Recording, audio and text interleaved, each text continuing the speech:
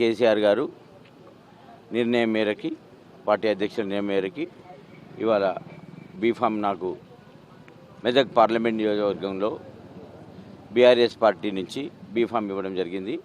ఆ B Pharm nomination పత్రాలు ఇవాళ పవిత్ర దేవాలయం కోనాయపల్లి శ్రీ వెంకటేశ్వర స్వామి ఆలయానికి వచ్చి వెంకటేశ్వర స్వామి దగ్గర పూజలు చేసుకొని వారికి ప్రార్థించి వారి బ్లెస్సింగ్ తీసుకోవడానికి ఇవాళ వచ్చి పూజలు చేసుకోవడం జరిగింది.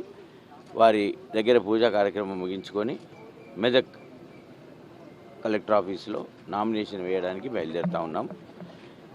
ఇవాళ ఈ భగవంతుని ఆశీస్సులతో పార్టీ ఏదైతే నిర్ణయం మేరకి శాయశక్తుల ప్రయత్నించి ప్రజల ఆమోదంతో